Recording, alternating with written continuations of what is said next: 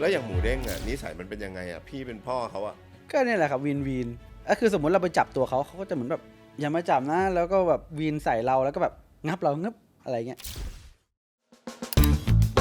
หมายถึงว่าตัวของพี่เบนซ์เองเนี่ยตั้งชื่อเขาเลยปะไม่ครับเราให้นักท่องเที่ยวแล้วก็แฟนคลับอะครับในเพจช่วยกันเลือกว่าจะเอาอะไรก็เอามา3ชื่อแล้วก็เอามาโหวตอีกทีนึงมีอะไรบ้างมีอะไรบ้างหมูเด้งหมูแดงหมูสับทำไมต้องเป็นหมูอ่ะอยากรู้ก็สตอรี่พี่ๆเขามาทางหมูไปแล้วครับหมูตุนหมูหวานพะโล้ที่อ๋อแล้วก็เป็นขาหมูมาตั้งแต่แรกอยู่แล้วก็เป็นหมูเด้งที่แบบขาดเลยครับฮิตสตอรี่ทุกความฮิตใดๆบนโลกล้วนมีเรื่องราวพี่เบนซ์มาดูแลเขาได้ยังไงอ่ะหมายถึงว่าพี่เบนซ์ตอนโทษทีพี่เบนซ์อยู่ในสวนสัตว์เขาเขียวหน้าที่ตำแหน่งคืออะไรก็พนักงานดูแลสัตว์เลยครับเป็นเจ้าหน้าที่ดูแลสัตว์ซูคีเปอร์เป็นเจ้าหน้าที่ดูแลสัตว์ใช่ครับแล้วทำไมอยู่ๆถึงได้มาดูฮิปโปแคะสมัครงานเข้าไปครับจุดแรกที่ทำก็คือฮิปโปเลยแบบว่าเขาก็ให้ไปเลี้ยงฮิปโปเลยแล้วก็เลี้ยงมา8 ปีแล้วครับหมูเด้งนี่ก็คือเราเลี้ยงพ่อแม่เขามาครับเป็นคนจับผสมพันธุ์จับคู่อะไรอย่างเงี้ยครับตัวพี่เบนซ์เองอะครับทำไมอยู่ๆถึงได้มาทำงานเป็นซูคีเปอร์ได้ยังไงเอาถ้าย้อนกลับไปตอนสมัครงานไม่ได้สมัครเป็นซูคีเปอร์นะครับ ตอนที่สมัครงานเป็นผอ.แหละสมัครตั้งใจว่าจะสมัครเป็นคนขับรถส่งอาหารอะไรอย่างนี้ครับเพราะว่าก่อนหน้านั้นเราทำงานขับรถอยู่ก่อนที่จะมาทำสวนสัตว์ครับก็เลยแบบแล้วบ้านเราอยู่ที่สวนสัตว์ด้วยครับแล้วก็เขาเปิดรับสมัครก็กะว่าสมัครไปขับรถส่งอาหารอะไรเงี้ยแต่พอถึงเวลาเขาบอกว่าให้ไปเลี้ยงฮิปโปแล้วก็ทำมา8 ปีแล้วครับเลี้ยงฮิปโปมา8 ปีแล้วปกติคนที่จะไปทำหน้าที่แบบพี่เบนได้อย่างเงี้ย ผมเชื่อว่าต้องมีความเชี่ยวชาญเฉพาะด้านในการดูแลสัตว์ไหมครับหรือว่าทั่วไปก็ได้เอาจริงๆก็หลักๆก็แบบมันใช้ทักษะครับเพราะว่าความเชี่ยวชาญไม่มีใครมีหรอกครับต้องไปศึกษาเอาจากรุ่นพี่ครับเพราะว่าสัตว์พวกนี้เราก็ไม่รู้อยู่แล้วว่าเลี้ยงยังไงครับแต่ว่าหลักๆเขาจะใช้พวกทักษะครับแบบความแบบแข็งแรงว่องไวช่างสังเกตแล้วก็รักสัตว์อะไรอย่างเงี้ยครับแล้วเดี๋ยวเลี้ยงตัวอะไรมันเลี้ยงต่างกันครับสัตว์แต่ละตัวเลี้ยงไม่เหมือนกัน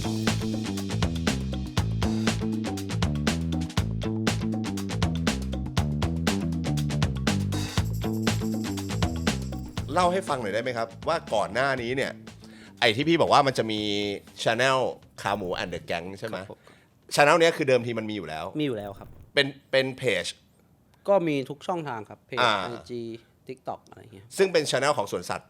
ไม่ครับของผมเองครับอ๋อของพี่เองเลยเหรอใช่ครับทำไมอยู่ๆถึงทำขึ้นมาก็มันว่างครับตอนนั้นช่วงโควิดไม่มีนักท่องเที่ยวผมก็มันไม่มีนักท่องเที่ยวแล้วเราก็ไม่ได้ทำอะไรเยอะครับก็ว่างก็เลยเปิดขึ้นมาเปิดเพจเปิด TikTok ขึ้นมาแล้วก็ถ่ายคลิปลงครับตอนนั้นคือหมายถึงว่าตั้งใจคือแค่ทำเล่นๆครับใช้ชื่อ Channel ว่าขาหมูตอนแรกไม่ใช่ขาหมูในแก๊งตอนแรกใช้ชื่อว่าขาหมูเพราะว่าพวกเนี่ยยังไม่ได้เกิดก็มีขาหมูว่าเป็นฮิปโปตัวหนึ่งที่แบบเป็นฮิปโปแคระหรือฮิปโปตัวใหญ่ชื่อขาหมูก็ใช้ชื่อเพจว่าขาหมูแล้วพอแบบแล้วพี่ก็ทำคอนเทนต์เกี่ยวกับมันใช่ครับทำอะไรบ้างพี่เบนก็ในการถ่ายคอนเทนต์ฮิปโปเราจะทำอะไรได้บ้างวะพี่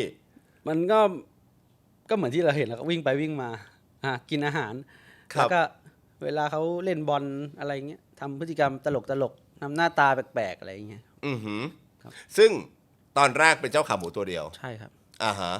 แล้วมันค่อยๆไหลมายังไงครับพี่มันก็จะมีเกิดมาใหม่อีกตัวหนึ่งชื่อว่าหมูตุ๋นเป็นพี่ของหมูเด้งเพราะหมูตุ๋นเป็นพี่ของหมูเด้งใช่ครับก็เลยเปลี่ยนชื่อเป็นขาหมูแอนด์เดอะแก๊งเพราะว่าเป็นขาหมูตัวหนึ่งละแล้วมีเพื่อนๆมาละครับแล้วก็เริ่มทำคอนเทนต์แล้วก็ทำมาเรื่อยๆแล้วก็มีซาลอตมีคาบิบาร่าก็เลยเป็นแบบเดอะแก๊งรวมเอาง่ายๆก็คือรวมสัตว์ที่พี่ดูแลใช่ครับ engage ดีไหมพี่ตอนที่แบบหมายถึงแบบยอดคนเข้ามากดไลค์กดแชร์ยอดคนเข้ามาดูอะไรอย่างเงี้ยไม่ดีนะครับหมายถึงตอนแรกๆก็คือแบบเราก็ทำไม่เป็นนะแล้วก็ถ่ายรูปลงไปแบบทำเล่นๆนะครับกว่าจะมีผู้ติดตาม10,000ก็ใช้เวลาเป็นปีนะครับหมูเด้งนี่2 เดือน1,000,000มั้งครับเกิดมาผู้ติดตามเพิ่มขึ้น1,000,000จริงป่ะ1,000,000แอปเดียวนะครับ TikTok เพิ่มมา1,000,000 Facebook ล้านหนึ่ง IG 600,000 หู ในเวลา2 เดือนครับ เฉพาะหมูเด้งครับ เออถามพี่เบนซ์ก่อน เอางี้ให้พี่เบนซ์แนะนำไปทีละอันนะพี่เบนซ์นะ หมูเด้งเนี่ย เป็นฮิปโปแคระ ใช่ครับ เราเรียกว่าเป็นพันธุ์ฮิปโปแคระเลยเรียกง่าย ใช่ครับ ๆฮะเกิดเมื่อไหร่ เกิดเดือนกรกฎาคมวันที่10ครับ ปี ปีที่แล้ว ปีที่แล้ว 67 ถ้าโครงสร้างตระกูลหมูเด้งเขาคือลูกเต้าเหล่าใคร เขาเป็นลูกตัวที่7แล้วครับ อ่า ก็คือเขามีพี่มาเยอะแล้ว แล้วก็กับพวกพี่เขาแหละครับ ก็คือเหมือนเป็นเราทำคอนเทนต์เริ่มต้นมาก็จากพี่ๆเขาแล้วครับ อือหือ แล้วเราก็แบบเหมือนได้ยังไงมีรู้ว่าคนดูเขาชอบแบบไหน แล้วก็เอามาใส่ที่หมูเด้งเนี่ยครับ ฮะซึ่งตอนแรกเลยเนี่ยคือพี่ๆเขาเนี่ยเขาเกิดก่อนเนี่ยพ่อกับแม่เขาก็ถูกถ่ายอยู่แล้วถูกไหม พ่อกับแม่ไม่ได้ถ่ายครับ ก็ถ่ายพวกรุ่นพี่เขาอะครับ อ่า รุ่นพี่เขาเกิดมา ที่ผมจะเลี้ยงพี่เขามาเนี่ย3 ตัวแล้ว ฮะ 3 ตัว มีใครบ้าง พะโล้หมูตุ๋นหมูหวาน พะโล้หมูตุ๋นหมูหวานสามตัวเนี้ยเป็นฮิปโปแคระเหมือนกันหมด ใช่ครับ ก็คือแม่เดียวกันเลย อ๋อแม่เดียวกัน ครับ แล้วพี่ก็ถ่ายคอนเทนต์เข้ามาเรื่อย ครับ ฮะแล้วพอหมูเด้งเกิด ใช่ครับ มันเกิดอะไรอ่ะผมไม่เข้าใจ มันน่าจะ ในเมื่อพี่เบนซ์บอกว่าเฮ้ยเราก็ถ่ายคอนเทนต์ของตัวอื่นๆมาเรื่อยๆอะ คือเมื่อก่อนนะครับ เวลาเราจะเปิดตัวลูกสัตว์อ่ะเราจะรอให้มันนานผ่านไปให้เขาเกิดนานๆแข็งแรงผ่านไปหลายเดือน แล้วเราก็เปิดตัว ครับ แต่ว่าหมูเด้งอ่ะเราเปิดตัวตอนน่าจะ10-20 วัน อืม เดี๋ยวก่อนนะครับ เปิดตัวตอนอายุ15หรือ20 วันนะครับซึ่งเขาเด็กอยู่พอเปิดไปคนมาดูแล้วนักท่องเที่ยวที่มาดูอะครับเขาก็ถ่ายแล้วก็ไปลงของเขาเองมันเหมือนแบบมันน่ารักอะครับมันเด็กอะอะไรเงี้ยแล้วก็ทำให้คนแบบอยากมาดูตอนเล็กๆก็เลย ซึ่งหมายถึงว่าปกติแล้วฮิปโปแคระอ่ะพี่เบนซ์เขาจะเริ่มลืมตาเดินได้ อะไรอย่างเงี้ยประมาณสักกี่วัน เขาเกิดมาเขาก็เดินได้เลยครับ แบบลืมตาปกติ ไม่ เลย ไม่เหมือนลูกหมา ใช่ครับ แต่จะยังไม่ค่อยมีแรง เราก็จะเลี้ยงดูให้เขาแบบแข็งแรงแน่แล้วล่ะ ถึงจะแบบเปิดตัวให้นักท่องเที่ยวมาดูใช่ครับ แต่ว่ารอบนี้เราเปิดเร็ว คือยังตัวแบบเล็กมาก ยังสีชมพูอยู่เลย คือแบบเล็กมากครับ แต่ก็แข็งแรงแล้ว แล้วก็แบบเปิดตัวออกไปนักท่องเที่ยวก็มากันเยอะเลย แล้วเจ้าตัวหมูเด้งเนี่ยมันพิเศษมันแตกต่างจากฮิปโปแคระตัวอื่นๆไหมครับ ถ้าเอาจริงๆนะครับตัวที่เลี้ยงมาก่อนๆก็คล้ายๆกันครับ คล้ายๆกัน แต่อันนี้เขาอาจจะแบบชื่อเขาด้วย ชื่อหมูเด้งแล้วเขาก็วิ่งไปวิ่งมาเด้งๆอะไรอย่างเงี้ยอาจจะประมาณนั้น ซึ่งตอนแรกพี่หมายถึงว่าตัวของพี่เบนซ์เองเนี่ยตั้งชื่อเขาเลยปะ ไม่ครับเราให้นักท่องเที่ยวแล้วก็แฟนคลับอะครับในเพจที่ติดตามอยู่แล้วอะครับ ช่วยกันเลือกว่าจะเอาอะไรก็เอามา3 ชื่อแล้วก็เอามาโหวตอีกทีนึง อ๋อตอนแรกเนี่ยให้คนโหวตชื่อ ให้คนคอมเมนต์มาครับว่าจะเอาอะไร แล้วก็หยิบมา3 ชื่อ มีอะไรบ้าง หมูเด้งหมูแดงหมูสับ หมูเด้งหมูแดง ก็ หมู ทำ สับ เป็นโหวต ทำไมต้องเป็นหมูอะอยากรู้ ก็สตอรี่พี่ๆเขามาทางหมูไปแล้วครับหมูตุนหมูหวานพะโล้ที่ อ๋อแล้วก็เป็นขาหมูมาตั้งแต่ ใช่ แรกอยู่แล้ว ใช่ครับ หมูตูนหมูเด้งหมูสับ หมูแดงหมูเด้ง หมูแดงหมูเด้งอันนี้คือเลือกมาจากที่คนคอมเมนต์มาเยอะ ใช่ครับ ๆแล้วก็ปล่อยให้โหวต แล้วก็เอา3 ชื่อนี้มาทำโหวตก็เป็นหมูเด้งที่แบบขาดเลยครับ ซึ่งก็อยู่ในเพจ ใช่ครับ ของพี่เบนซ์แต่ละวันพี่ถ่ายอะไรเขาบ้างเล่าให้ฟังแบบละเอียดหน่อยได้ไหมพี่เห็นอะไรในความน่ารักของไอ้เจ้าหมูเด้งพี่สังเกตอะไรมันพี่ดูแลมันยังไง ก็ถ่ายสิ่งที่คนเขาไม่เคยเห็นนะครับ เช่น ฮิปโปกินนมฮิปโปวิ่งดีดอะไรเงี้ยวิ่งไปวิ่งมานักท่องเที่ยวมาไม่ค่อยเห็นหรอกครับ เพราะว่าเวลาที่เขาจะวิ่งอ่ะมันเป็นเวลาที่แบบนักท่องเที่ยวยังไม่มาเที่ยวกัน8 โมง 9 โมงเพราะพฤติกรรมนักท่องเที่ยวเมื่อก่อนอ่ะจะมาตอนสายๆบ่ายๆใช่ครับแต่หมูเด้งเขาวิ่งตอน8 โมง 9 โมง ครับ ก็ทำให้นักท่องเที่ยวอ่ะมารอตั้งแต่ตี 4 ตี 5เพื่อจะมาดูหมูเด้งวิ่งใช่ครับก็เปลี่ยนไปตอนนี้ก็ทุกคนที่อยากดูหมูเด้งก็จะไปตอน8 โมง เพราะว่าเป็นช่วงเวลาที่ดีดที่สุด เป็นช่วงเวลาที่ผมมาเข้าไปทำความสะอาดแล้วเขาก็ชอบวิ่งมากัดวิ่งมาเล่นด้วยอะไรเงี้ยครับ เขาก็จะเห็นพฤติกรรมเหล่านี้ ใช่ครับ เพราะนี่คือสิ่งที่คนดูที่ไปดูหมูเด้งเนี่ยอยากเห็น อยากเห็นใช่ครับ อ่าอ่า ถ้าไปเวลาอื่นเขาก็จะนอนมุดน้ำ อ่า ใช่ครับ คนเริ่มเข้ามาให้ความสนใจหมูเด้งหรือหมูเด้งเริ่มฮิตจริง ๆ เนี่ยตอนเขาอายุสักประมาณกี่เดือนพี่เบน น่าจะ2 เดือนมั้งครับ ตอน2 เดือน เปิดตัวไปแล้วมันได้แค่ยอดวิว ครับ เปิดตัวไปแล้วเนี่ยขึ้นวันเดียวก็ล้านวิว2 ล้าน3 ล้านขึ้นไปแบบถ่ายไอคลิปที่เขาเด็กๆใช่ไหมครับ ครับ พอเปิดตัวไปมันก็ปุ๊บล้าน2 ล้านขึ้นไป10 ล้าน แต่มันได้แค่ยอดวิวครับมันยังไม่ได้มีคนมาแล้วพอตอนหลังนักท่องเที่ยวเริ่มมาพอนักท่องเที่ยวเริ่มมาปุ๊บนักท่องเที่ยวเขาถ่ายไปลง TikTok ของตัวเอง ไอตอนช่วงเนี้ยคือตอนเขาประมาณสักกี่เดือน 2-3 เดือน 2-3 เดือน เขาไปลงช่องของตัวเอง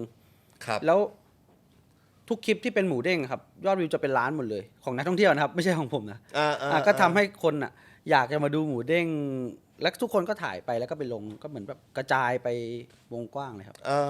ซึ่งแสดงว่ายอดคนเข้าชมสวนสัตว์มันก็ต้องเพิ่มขึ้นด้วย เพิ่มครับก็ก่อนจะมีหมูเด้งวันธรรมดาเราหลักร้อย แต่ว่าตอนนั้นเป็นหมื่นทุกวันครับประมาณ3 เดือนครับ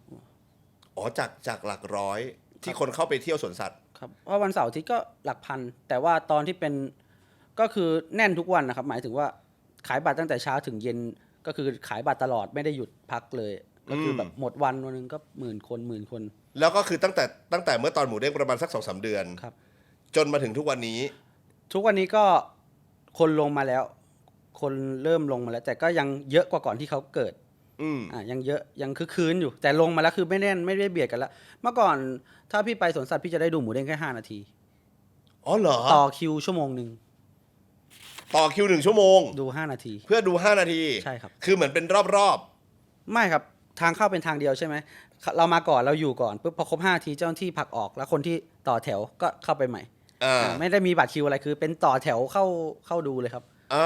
ใช่เพราะ ได้แค่นั้น ได้แค่นั้น เพราะว่าถ้าเราไม่ทำอย่างนั้นข้างหน้าเขาก็ไม่ออกข้างหลังก็ไม่ได้ดูใช่ครับ ซึ่งหมายถึงว่ามันเป็นแบบนี้มาตั้งแต่ตอนช่วงที่พอเขาเริ่มโต ใช่ครับใช่ ผมเคยไอ้นี่พี่เบนซ์เคยอยากไปดู ผมเชื่อว่าผมหลงเสน่ห์หมูเด้งมากนะแล้วผมเคยอยากไปดู เรากลับบ้านใช่ไหมเราก็อยากไปผมสู้ไม่ไหวรถมันติดตั้งแต่ตรงแบบตรงไอ้ทางด่วนรถต้องติดก่อนประมาณ2 ชั่วโมง3 ชั่วโมง ใช่ แล้วก็ไปติดคิวข้างในอีกประมาณชั่วโมงนึงแล้วก็ได้ดู5 นาที แต่ก็ตอนนี้คนน้อยแล้วน้อยเพราะว่าหมูเด้งโตแล้วคนก็มาดูเขาแทบจะหมดแล้วครับคนที่ชอบเขาก็มาดูเขากันแบบก็น่าจะหลายแสนคนแล้วครับที่แบบยอดตั้งแต่เดือนนั้นจนถึงวันนี้ครับน่าจะเกือบล้านแล้วมั้งคนดูจำนวนคนที่เข้าไปดูใช่ครับจำนวนนักท่องเที่ยวที่ไปเที่ยวสวนสัตว์ครับช่วงพีคเนี่ยช่วงแบบที่คนที่ฮิตหมูเด้งพีคเลยเนี่ยคนเข้าไปดูวันหนึ่งนี่ประมาณกี่คนหมื่นอัพครับ10,000 อัพต่อวันใช่ครับก็ยาวเลยแถวใช่ครับยาวต่อคิวรถประมาณ 2-3 ชั่วโมงใช่เข้าไปยืนต่อคิวในสวนสัตว์อีกประมาณ1 ชั่วโมงหนึ่งเพื่อได้ดู5 นาทีแต่ถ้าใครมาคนแรกก็ไม่ต้องต่อคิวรถติดแล้วก็ไม่ต้องต่อคิวตรงข้างหน้าใช่ไหมครับแต่คนแรกต้องมากี่โมงตี 4 ตี 5 ตี 4 ตี 5คือรถมารอซื้อบัตรกันแล้ว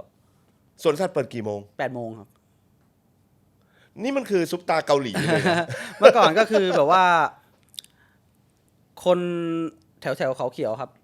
ทำของกินไปขายให้นักท่องเที่ยวที่มาจอดรอกันได้แล้วก็มีวินมอเตอร์ไซค์ด้วยสมมติรถติดใช่ไหมครับ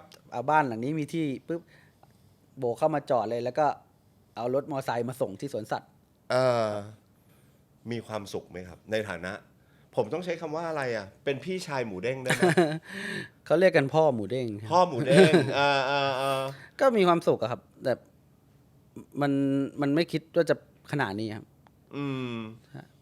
ไม่ได้คิดว่าโอ้โหอยู่ดีผู้ติดตาม2 เดือนขึ้นมา1 ล้านคือไม่เคยคิดครับแฮชแท็กที่แบบเราน่าจะเห็นกันบ่อยๆคืออะไรหมูเด้งจะเด้งกี่โมงแฮชแท็กเนี่ยผมบอกนักท่องเที่ยวว่าเขาถ่ายรูปใช่ไหมครับเราเล่นกับหมูเด้งเราถ่ายไม่ได้ครับแล้วผมก็บอกว่าถ้าเอาไปลงใส่แฮชแท็กนี้นะเดี๋ยวผมจะตามเข้าไปดูดคลิป ให้ลงว่าหมูเด้งจะเด้งกี่โมง ครับ แล้วผมจะตามเข้าไป อ่า เอาคลิปจากที่เขาถ่ายเนี่ย เอามาลงอีกที เอามาลงในช่องของเรา ครั แล้ว บ เราก็ขอเขาเพราะเราตอนที่เราเล่นกับหมูเด้งเราถ่ายไม่ได้เนี่ยเราต้องเล่นอย่างเงี้ย แต่นักท่องเที่ยวถ่ายได้ แต่เขาก็เต็มใจให้ ก็จะเป็นคลิปที่แบบมันน่ารักอะครับ แล้วในแฮชแท็กนั้นก็มีคลิปเต็มไปหมดเลยนะ ใช่ครับพอหลังจากนั้นก็เหมือนคนก็รู้แล้วว่ามาดูหมูเด้งเนี่ยใส่แฮชแท็กนี้เพราะเมื่อก่อนนะที่คือหมูเด้งจะเด้งกี่โมงอะคือหมูเด้งอะมาแล้วเขาไม่เด้งไงครับ ใช่มาแล้วเขาไม่เด้งก็คือแบบนักท่องเที่ยวคาดหวังว่าอยากจะมาดูแล้วแบบเด้งๆอะไรเงี้ย แต่ไอ้คำว่าเด้งเนี่ยมันเป็นผมเชื่อว่ามันเป็นคำที่เหมาะกับชื่อหมูเด้งมากเลยนะ เพราะว่าพฤติกรรมมันเด้งจริงๆนะ ใช่ คือหมายถึงว่า คนมาดูเนี่ยคาดหวังจะดูหมูเด้งเขาเด้ง ใช่ครับ คำว่าเด้งคือก ระโดด เล่น ไป วิ่ง กระโดดกลิ้ง ใช่ ใดๆ แต่พอมาถึงเขานอน นอนแบบนอนจริง ๆ เลย มันเด้งวันละกี่ชั่วโมง พี่เบนซ์ ประมาณ10 นาทีนะครับ5 ถึง 10 นาที ต่อวันนะ ต่อรอบครับวันหนึ่ง ต่อรอบ 2 รอบ 3 รอบนะแต่น้อยครับน้อยเอาง่ายๆประมาณ 5%นะครับที่จะเห็นเขาเด้งของนักท่องเที่ยวสมมุติมา10,000 คนก็มีแค่ประมาณ 5%เท่านั้นแหละที่จะเห็นเขาวิ่งเล่นน่ะ แล้วคนดูไม่ผิดหวังเหรอ ไม่ครับเขาเห็นเขาก็อาจจะอยากเห็นตอนเด้งแต่เห็นตอนนอนก็น่ารักครับเขาก็นอนก็แบบน่าเอ็นดูพุงแดงๆอะไรเงี้ย การเลี้ยงดูหมูเด้งหรือฮิปโปแคระของพี่เบนซ์นะครับ ผมใช้คำว่าการที่ฮิปโปแคระหนึ่งตัวมันจะฮิตไปทั่วโลกได้แบบเนี้ยอย่างที่บอกอะตัวฮิปโปเองอะมันคงไม่ได้รู้เรื่องรู้ราวอะไร ว่าตัวมันดังขนาดนั้นนะครับ แต่ว่าคนที่ดูแลอะอย่างพี่เบนซ์อย่างเงี้ยหรือคนที่ใกล้ชิดมันอะผมว่าสำคัญมากๆในการที่จะทำให้เขาเป็นที่รู้จักทั่วโลกขนาดเนี้ยโซเชียลมีเดียที่พี่เบนซ์สร้างขึ้นมาอันนั้นก็ส่วนหนึ่งแต่คือการดูแลฮิปโปแคระของพี่เบนซ์หรือดูแลหมูเด้งเนี่ยเราต้องดูแลใส่ใจอะไรเขาเป็นพิเศษไหมครับหรือว่าเราจะต้องเล่นกับเขาเป็นพิเศษให้เวลากับเขามากเป็นพิเศษไหม เอาจริง ๆ ก็ดูแลปกติเหมือนทั่วๆไปครับแบบสังเกตอย่างเดียวไม่ได้ให้ของกินเป็นพิเศษไม่ได้อะไรก็คือให้ตามหลักที่เขาควรต้องกินนะครับ แต่ว่า กินอะไรอ่ะหมูเด้ง ก็กินหญ้ากินผักปกติ เราไม่ได้ไปเอาอะไรที่แบบพิเศษมาก็คือดูสังเกตปกติครับ แต่ละวันก็ แต่ว่าเราที่ต่างจากตัวอื่นก็คือเราไปเล่นกับเขามันหมายถึงว่าผมอะชอบเล่นกับเขาไงครับ เล่นกับหมูเด้ง ใช่ครับเล่นจับนิดจับหน่อยอะไรอย่างเงี้ยแล้วนักท่องเที่ยวที่มาเขาเห็นแล้วเขาชอบเวลาเราไปเล่นนะครับ ทำไมพี่เบนซ์ต้องชอบไปแกล้งมันด้วยอะ ผมว่า ผม แกล้ ล้อง เล่นนะไม่ได้เล่นเรียกคำว่าแกล้งนะเขาเล่นกันนะ ผมก็แกล้งทุกตัวแล้วครับ ตั้งแต่เลี้ยงมาก็แบบเราก็เล่นกับสัตว์ทุกตัวที่เราเลี้ยงครับ ใช่ครับ ซึ่งเราก็เลี้ยงปกติในสิ่งที่มันควรจะเป็น ใช่ครับ ฮะผมมีคำถามสมมุติว่าในเมื่อนักท่องเที่ยวมากันเยอะแบบนั้นในช่วงที่หมูเด้งฮิตๆนะแล้วก็คนคาดหวังมาดูตอนเขาเด้งอะไรอย่างเงี้ยทำไมพี่เบนไม่ปลุกเขาขึ้นมาทำไมไม่ไหนๆคนก็มาแล้วเป็นรอบๆได้ไหมเหมือนเช่นโลมาโชว์เขาก็จะให้เป็นรอบๆ คือเราไม่ได้โชว์ครับ เราไม่ได้โชว์เขาแสดงพฤติกรรมตามธรรมชาติของเขาซึ่งฮิปโปเป็นสัตว์หากินกลางคืนกลางวันเขาต้องนอน เราก็ไม่ปลุกเขาอยู่แล้ว แล้วเราทำได้ไหมถ้าเราจะทำให้คนดูเขาแฮปปี้อะไรเงี้ยไม่ได้ ก็ต้องมาตามเวลาที่เราบอกเวลาไปแล้วว่าหมูเด้งจะเด้งตอนนี้เช้ากับเย็นอะไรเงี้ยครับถ้ามาตอนเที่ยงเขาก็นอนอยู่แล้วอะไรเงี้ยก็เราไม่ไปปลุกเขาอยู่แล้ว คือจะไม่ทำอะไรที่มันไปขัดธรรมชาติของเขา ใช่ครับ นอนก็คือนอนครับไม่ปลุกครับ คือเราให้อาหารตอนไหนอ่ะแม่เขาก็จะตื่นขึ้นมาเขาก็เดินตามก็คือเราสามารถทำส่งเสริมพฤติกรรมสัตว์ได้ สมมุติว่าเราให้ทุกวันอ่ะ9 โมงแต่วันนี้เราไม่ให้9 โมงก็ได้ เราให้เขาหิวบ้าง แล้วเราไปให้11 โมงก็ได้เป็นการส่งเสริมพฤติกรรมสัตว์ เพื่อไม่ให้แบบเขาเบื่อหน่ายจำเจอะไรเงี้ยครับก็ทำได้สมมุติให้บ่าย 3ทุกวัน วันนี้อาจจะให้บ่ายโมงอะไรเงี้ยครับก็ได้พอเราให้เขาก็ตื่นขึ้นมาจากน้ำมากินอาหาร ถ้าเป็นปัจจุบันเลยตอนนี้ประมาณสักวันหนึ่งกี่คนครับคนไปเที่ยวผมไม่ทราบแต่เยอะครับคือก็คึกคืนน่าจะเป็นพันนะครับ ทั้งวันธรรมดาและเสาร์อาทิตย์วันเสาร์อาทิตย์เยอะอยู่แล้ววันเสาร์อาทิตย์ก็น่าจะ4-5 พันวันธรรมดาก็น่าจะแบบ1,000 กว่าก็คือ ถ้าเมื่อก่อนคือจะเงียบเลย คือเราจะทำงานแบบเงียบๆเลย ครับ แต่ว่าตอนเนี้ยก็ไม่เคยเงียบครับมันก็เยอะครับ ก็คือคักดี คือคักครับดีด้วย เพราะว่าตอนนั้นแบบมันเบียดไปหมดเลย ตอนนี้กำลังดี ใช่ ตอนนี้กำลังพอดี ใช่ครับนักท่องเที่ยวเองก็ดีมาเที่ยวแล้วก็ไม่เบียด เจ้าหน้าที่ก็ดี เพราะว่าไม่เหนื่อยเกินไป มีเวลาในการที่จะดูแลทั้งคนดูแลทั้งสัตว์ ใช่ครับ อ่าฮะเขาจะโตเต็มที่ประมาณอายุสักกี่ปี ประมาณ5 ปีครับ ตัวจะใหญ่เต็มที่เท่าแม่ครับ แล้วพฤติกรรมเขาจะเปลี่ยนไปไหม เปลี่ยนครับ หลังจากนั้นเขาก็จะกินแล้วก็นอนอย่างเดียวละไอการวิ่งเล่นเนี่ยจะไม่มีแล้ว เขาจะวิ่งเล่นได้ถึงสักกี่ขวบ ช่วงนี้ยังวิ่งอยู่ แต่ว่าจะถึงตอนไหนก็ไม่รู้ครับอาจจะอีก3-4 เดือน หรืออาจจะอีกเป็นปีก็ได้เราไม่รู้ แต่ว่าถ้าโตแล้วกินแล้วนอนอย่างเดียว คือพฤติกรรมของฮิปโปแคระก็คือ ใช่ ว่า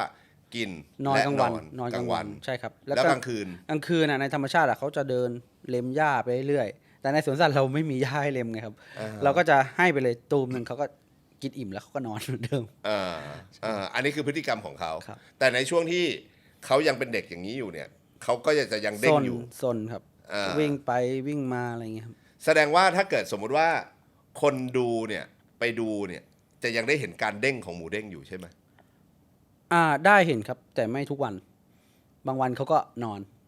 เดาได้ไหม ถ้ากลางคืนเขานอนเต็มที่ครับ เราจะมีสตรีมมิ่งใช่ไหมครับ ถ้าสมมติคืนเนี้ยเขานอนเต็มเลย ไม่ตื่นเช้าเขาจะแรงเยอะมาก แต่ถ้าเกิดกลางคืนเนี่ยเขาวิ่งเดินไปเดินมาเช้าเขานอน ใช่ครับ แล้วอย่างหมูเด้งอ่ะนิสัยมันเป็นยังไงอ่ะพี่เป็นพ่อเขาอ่ะเขาเป็นฮิปโปนิสัยยังไงเล่าให้ฟังหน่อยได้ไหม ก็เนี่ยแหละครับวีนแต่ว่าเขาไม่ได้วีนตลอดหรอกครับ ก็คือสมมติเราไปจับตัวเขาก็จะเหมือนแบบอย่ามาจับนะ แล้วก็แบบวีนใส่เราแล้วก็แบบงับเรางับอะไรเงี้ยแต่บางทีเขาก็เดินมาหาเราแล้วก็มานอนตักมาอ้อนมาอะไร อ้อ เงี้ย นไหมอ้อนไหม แล้วแต่อารมณ์ครับบาง วิ ที ธีอ้อนของหมูเด้งคือยังไงอ่ะ นอนใกล้ๆนอนเฉยๆนอนแบบ เอาตัวมาเบียด ประมาณนั้นครับ แต่ว่าถ้าไม่อ้อนก็เดินมากัดแล้วแต่เขาครับ แล้วแบบพี่เล่นกับเขามานานถูกไหม ครับผม มันเล่นอะไรกับพี่แล้วพี่ชอบมันที่สุด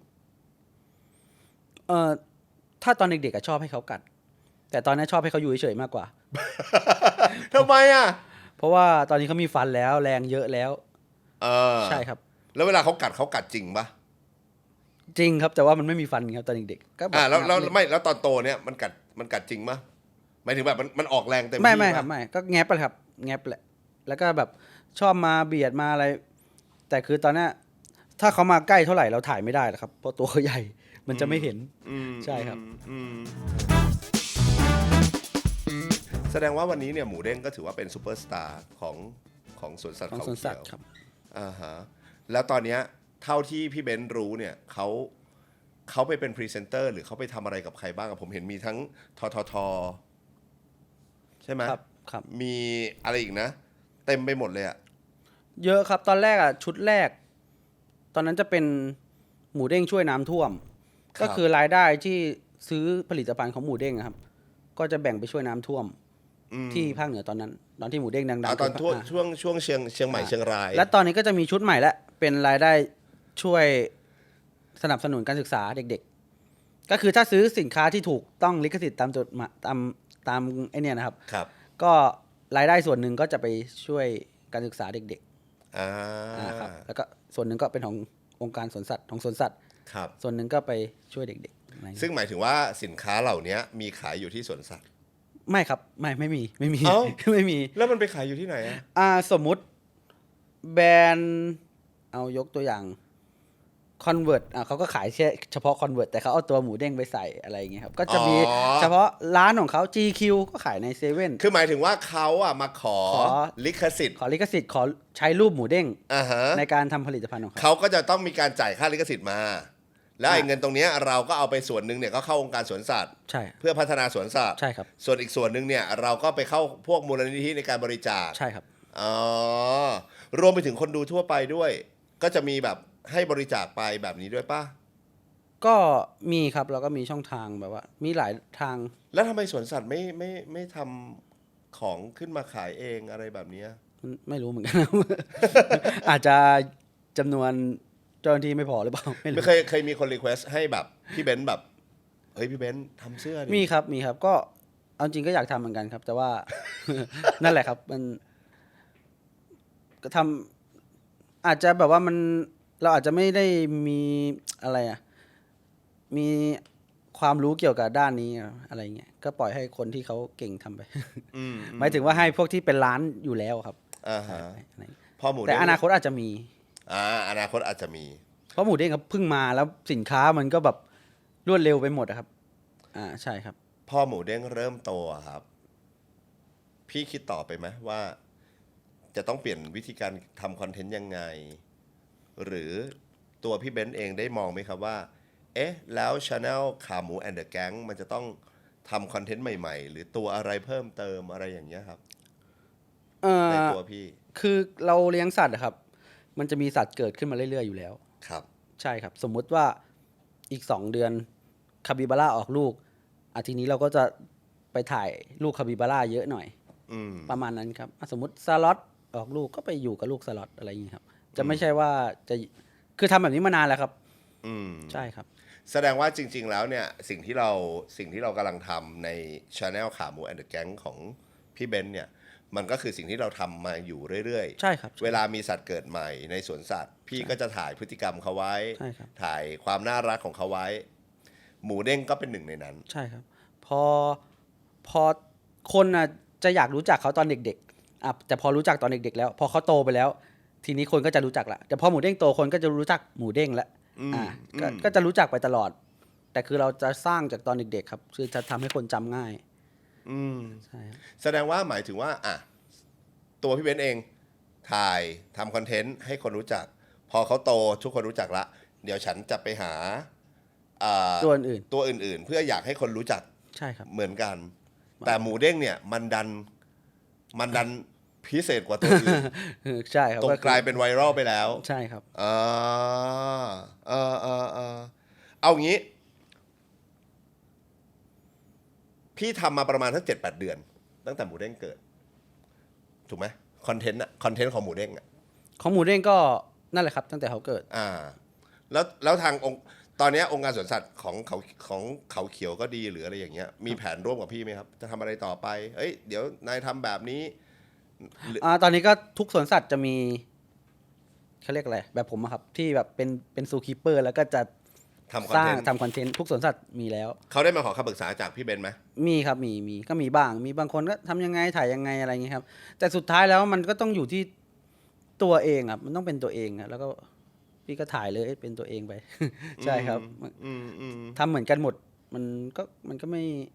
มันต้องเป็นตัวเองนะเวลาถ่าย มันก็ไม่มีเอกลักษณ์ของใคร ใช่ ของ ครั มั บ น แต่ก็คือหลักๆก็คือแบบโพสต์ประมาณนี้อะไรแบบอย่าเราเป็นเพจเกี่ยวกับสัตว์ก็อย่าไปโพสต์เรื่องหยาบคายหรืออะไรก็ทำให้มันน่ารักไปครับประมาณนั้น อยากบอกอะไรกับคนดูที่เวลาไปสวนสัตว์ไหมครับว่า เวลาไปแล้ว ขอความร่วมมือแบบไหน หรือใดๆทั้งหมูเด้งและอื่นๆก็ตาม ก็ตอนเนี้ยนะครับ คนที่ไปดูสวนสัตว์อะครับ น่ารักมากเลยเหมือนเขารู้แล้วว่าไปแล้วก็จะต้องดูอย่างเดียวอะไรเงี้ยครับคือตอนนี้ไม่ได้บอกเยอะแล้วครับ ทุกคนไปก็จะดูเงียบๆถ้าหมูเด้งนอนก็ไปดูตัวอื่นแล้วก็กลับมาดูใหม่อะไรเงี้ยครับ แล้วตอนนี้กลายเป็นว่าจากหมูเด้งเนี่ยก็กระแสฮิตของฮิปโปแคร์ก็เลยกลายเป็นทั่วโลกไปแล้วนะหมายถึงว่าอาจจะไม่ใช่แค่หมูเด้งเพราะว่าเราจะเริ่มเห็นว่าเวลามีฮิปโปแคร์หรือฮิปโปตัวอื่นๆเกิด ก็เริ่มมีคนทำคอนเทนต์ ประมาณว่าหมูเด้งทำให้คนสนใจฮิปโปครับประมาณถ้าคือฮิปโปเกิดตอนเนี้ยดังหมด ถ้ามีฮิปโปเกิดมาดังหมดคนก็จะแห่ไปดู ไม่ว่าจะเกิดที่ไหนอ่ะคนก็จะตามไปดูใช่ครับ เพราะว่าบ้านเราเนี่ยคือก็มีหลาย ๆ ที่ ใช่ครับ นะครับ ตามข้อมูลที่ให้มาก็เช่น มีหอมแดง ศรีสะเกษ อยู่ศรีสะเกษโอ้นี่เขาครอบครัวฮิปโปแคร์คากิ อุบลครับ หมูด้วง ขอนแก่น แก่นคูน ขอนแก่นครับ แก่นคูนเชียงใหม่หรือขอนแก่น ใช่ป่ะครับ ไม่เป็นแต่ก็จะมีฮิปโปแคระที่เป็นผมใช้ว่าเป็นเครือญาติ ใช่ครับ ก็คือพวกเนี้ยเขาก็อายุไล่เลี่ยกันกับหมูเด้งนะครับ เกิดมาพอๆกัน พอๆกัน แล้วพอหมูเด้งดังปุ๊บ คนไม่ได้อยู่แถวกรุงเทพแถวชลบุรีอยู่ทางข้างบนทางก็ไปดูทางเชียงใหม่ไปดูทางขอนแก่นดูอะไรอย่างเงี้ยครับใช่ หมูเด้งเนี่ย สร้างอะไรให้พี่บ้าง สร้างอะไรให้สวนสัตว์บ้าง สร้างให้ผมเหรอครับ ก็